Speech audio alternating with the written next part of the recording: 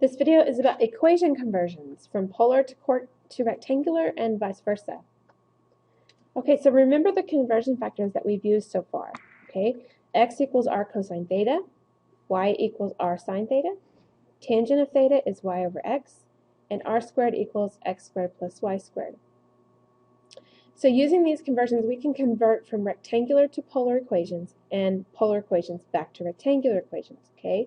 Remember, the rectangular equations make lines and circles. So the line could be y equals something, it could be x equals something, or if it's a circle, you could have x squared plus y squared equals some number squared. It's like some number squared, doesn't matter. But that number would be the radius of the circle. If you recall the formula for a circle, it is x squared plus y squared equals the radius squared. So if we can get it in this form with an actual value for r, then it's a circle and it's in rectangular form.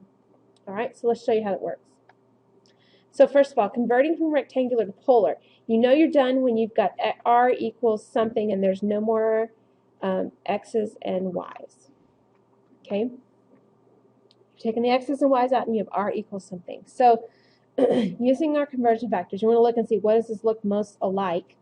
We have x squared and we have y squared. Well, that looks a lot like this one right here, r squared. So we know r squared equals x squared plus y squared.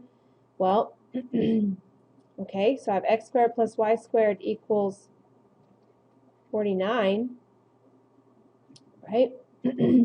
So I need to get this into, figure out what r is. Well, r squared equals 49. So I take the square root of both sides, and r would equal 7. You could do plus or minus 7, that's fine. But you have it in polar form now that it's just an r. Okay, so you're done. There you go. Look at example 2. Y equals 6. Well, which equation has just a y? Well, it's this one down here. You're going to use this factor. Y equals r sine of theta. So if y is 6, I replace the y with 6. And look at what I have. I need to get r by itself, so I'm going to divide both sides by sine. So I have r equals sine, and think of it like this: sine times 6 times 1 over the sine. Now you've got to remember your reciprocal properties. What is 1 over sine? Hopefully you remember that is just cosecant of theta. So the way we write our answer is r equals 6 cosecant of theta. And that is a polar equation, all right? Let's try number 3. X equals 2. Well, the conversion factor I'm going to use is the one that says x equals r cosine theta. X is 2, so I replace x with 2, equals r cosine theta. I'm going to solve for r, so that means I'm going to divide by the cosine of theta. So I can think of it as r equals 2 times 1 over the cosine of theta. And then you need to remember, what is 1 over cosine? 1 over cosine, way back in our trig days, that was secant of theta. So I can replace this with secant. So r equals 2 times the secant of theta. And that's how we would make our answer. Okay? We would convert it to its reciprocal property.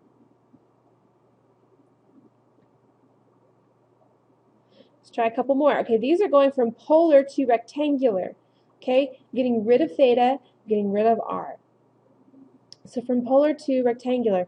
So I'm going to use this one. If it's theta, then you need just theta. So I have to take the tangent of theta equals y over x, right? Okay, so what is the tangent of negative pi over 4? Think about this. Where is negative pi over 4? That's down here. It's a pi over 4 angle, so it's a 1, and it's down here, so it would be negative 1. So I simply put negative 1 equals y over x, and I need to solve for y. So I'm going to cross multiply, and I get y equals negative x. I got rid of r, I got rid of theta. Now I'm in rectangular form, so I'm done. Look at number 5. R equals 5. All right, so I have an r, so I'm going to have to use this other formula over here. So r squared equals x squared plus y squared, right? Replace r with 5.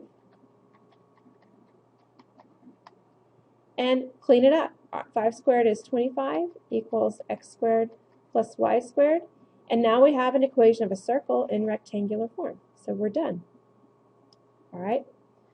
So hopefully, looking at example 4, you need to remember what your tangent values are. Hopefully you remember the tricks. And if not, we can remind you in class. But you need to know those. All right. Okay, in example 6, notice that it involves secant and cosecant. So let's just remind ourselves. Secant of theta is equal to 1 over the cosine of theta. And then cosecant of theta, we talked about this earlier, is 1 over the sine of theta. This will come in handy as we solve these for rectangular form. So the first thing I want to do is get rid of the secant and put it in terms of a sine or a cosine because that's what I have down here. So r equals 3 times 1 over the cosine of theta. And if I multiply that, I get r equals 3 over the cosine of theta. Now if I just cross multiply this, I get 3 equals r cosine theta. And notice our conversion factor right here. We have x equals r cosine theta.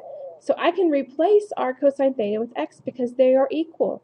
So I will have 3 equals x. And that is a rectangular equation just like that. Look at example 7. It's very similar. Okay, it's cosecant though, so I need to replace that with 1 over the sine. If I multiply that, I get r equals 2 over the sine of theta. Cross multiply, I get 2 equals r sine theta. Well, we know this factor right here. We know that y equals r sine theta. So I can replace r sine theta with y. These are equal. So what I can do from here is just take that 2 and set it equal to y. Now it is a rectangular equation. Okay, if you feel better and you want to put y equals 2, that's fine, doesn't matter. But the replacement is the same. Y equals r sine theta, so I can just replace right there. Okay, I hope this makes sense, and we'll see you in class.